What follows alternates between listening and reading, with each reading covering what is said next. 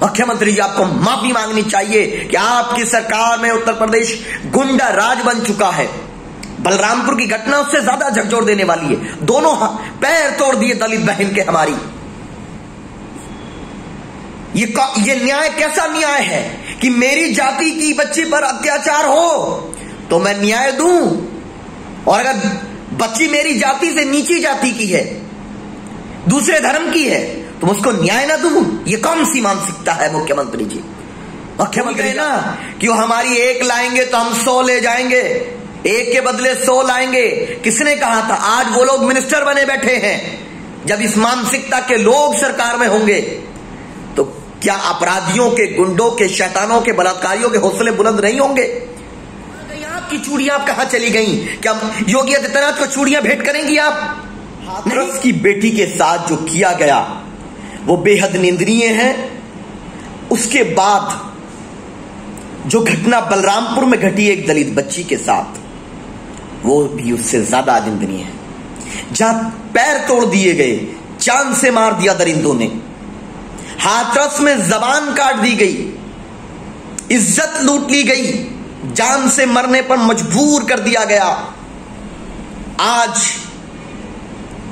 एक भाई अपनी बहन के इंसाफ के लिए यह बात स्पष्टता से कह रहा है कि मुख्यमंत्री जी, कहां गए आपका एंटी रोमियो स्क्वाड? कहां गए आपके वो वादे कि जो भी कोई इस तरह की हरकत करेगा उसके पोस्टर लगवाएंगे? कहां आपकी गाड़ी नहीं पलटी इस बार?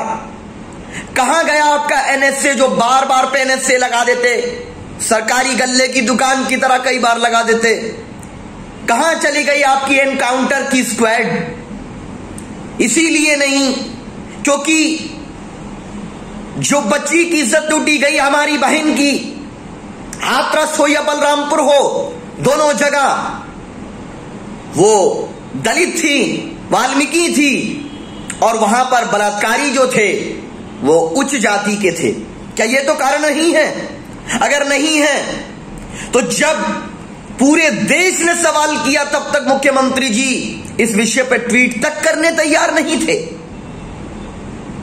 और जबरदस्ती आपने रीति रिवाज को तोड़ा है।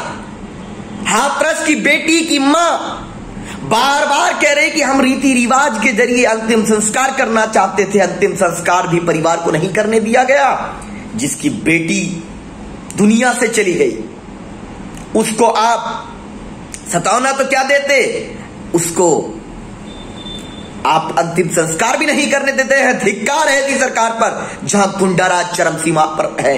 महिलाएं सुरक्षित नहीं है, बेटियां सुरक्षित नहीं है। मुख्यमंत्री जी, हम ये मांग करते हैं कि सिर्फ 25 लाख देने से काम नहीं चलेगा। ये सुनिश्चित कीजिए कि हर समाज, हर धर्म की बेटी, चाहे वो किसी जाति की हो, चाहे दलित हो, आदिवासी हो, वाल्मीकि हो, कोरी हो, उसकी सुरक्षा सरकार की जिम्मेदारी होगी। और वहां के लोकल इंस्पेक्टर और डीएम को भी उसमें पार्टी बनाया जाए, एसएसपी को खास करके, जब ही जाकर मेंटेन होगा ये।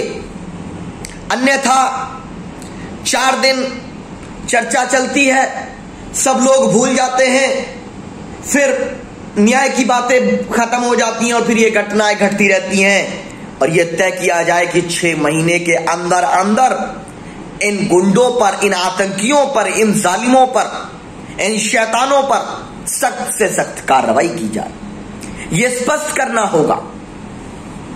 और मैं तो कहूंगा मुख्यमंत्री जी, जितनी कोशिशें आप एनकाउंटर में करते हैं, आपकी सरकार ठोको करती है, उतनी कोशिशें बलात्कारियों को रोकने के लिए कीजिए तो उत्तर प्रदेश प्रगतिशील बनेगा। और इस सब की जड़ शराब भी है। मैं कह रहा हूं, शराब बैन कीजिए। शराब से महिलाओं की इज्जत पे डाका डलता है, महिलाओं का उत्पीड़न होता है शराब से। शराब से इंसानी नुकसान भी होता है, लीवर भी खराब होता है। शराब से जब शराबी जो पैसा कमाता है उससे वो बच्चों को पढ़ाने की जगह शराब पी जाता है तो बच्चों की पढ़ाई पे भी नुकसान पहुंचता है, परिवारों का आर्थिक नुकसान भी होता है।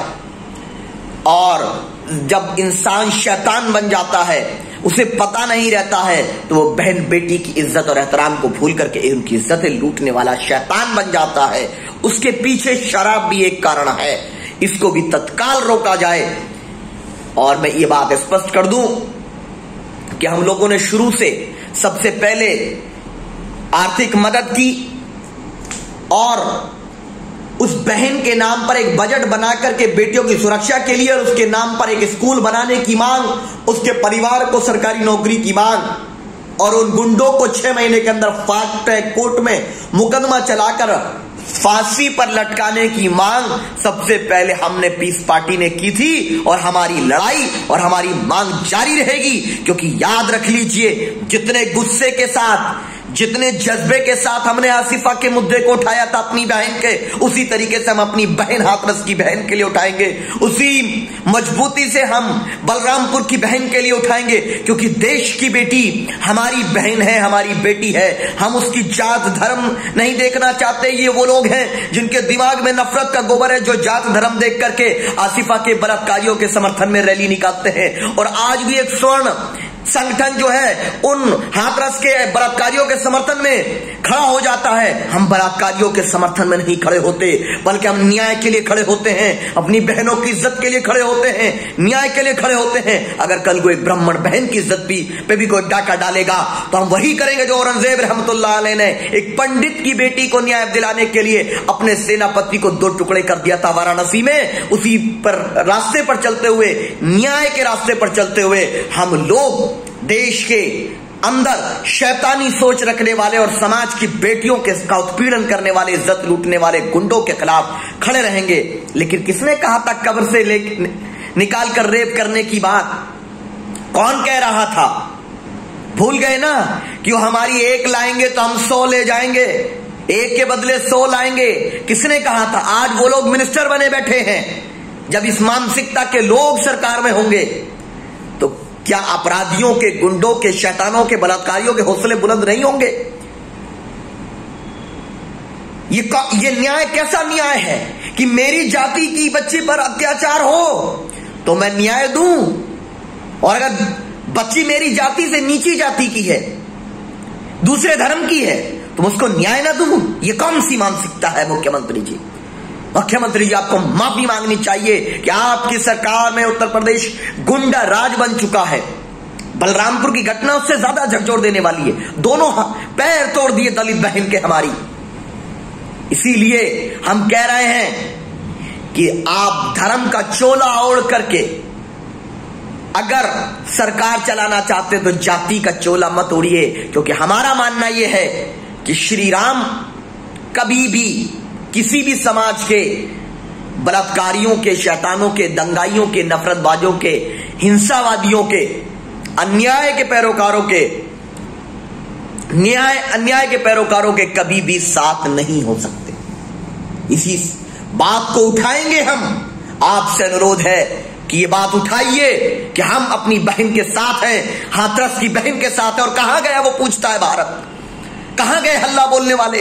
जो एक एक्टर मर जाए, आत्महत्या कर ले तो 3 महीने तक सारा टीवी मीडिया चलाएगा, लेकिन हाथरस की मेरी बहन के लिए कहां गए पूछता है भारत। कल हमने कहा था उसको कि कहां गया, क्यों नहीं पूछ रहा भारत? क्यों नहीं चिल्ला रहा वो भारत?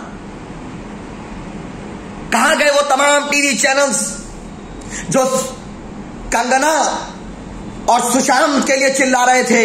एक दलित की बेटी के लिए कहां चली गई उनकी वो जज्बा, जुनून, पत्रकारिता का? आओ, और जो हमारी महिला एंकर हैं मैं उनसे कहूंगा कि आओ इस मुद्दे को उठाओ। और स्मृति ईरानी कहां गई महिला सुरक्षा की बात करने वाली? चूड़ियां भेंट कर रही थी 2012 में प्रधानमंत्री को। कहां गई आपकी चूड़ियां? आप कहां चली गई? क्या योगी आदित्यनाथ को चूड़ियां भेंट करेंगी आप? नहीं करेंगी, क्योंकि वो बच्ची दलित है। अगर वो बच्ची गुज्जर होती, जाट होती, वो बच्ची कोरी होती, पर राजभर होती, या दलित है या मुस्लिम होती, तो उसके लिए चूड़ियां आप मुख्यमंत्री को नहीं भेजेंगी। अगर वो बच्ची की जाति अपर होती तो फिर आप हो सकता है ऐसा करती। तो इसीलिए कह रहे हैं कि बलात्कारियों के धर्म और जाति ना देखो, न्याय करिए, वरना कल आपकी बच्चियां भी सुरक्षित नहीं रहेंगी। ये मैं आपको बता रहा हूं। क्योंकि जब इन शैतानों की मानसिकता को रोका नहीं जाएगा तो ये प्रवृत्ति बढ़ती चली जाएगी। हर समाज की, हर धर्म की बेटी हमारी है और हमें उसको न्याय दिलाने के लिए प्रयासरत होना चाहिए। जय हिंद, जय भारत।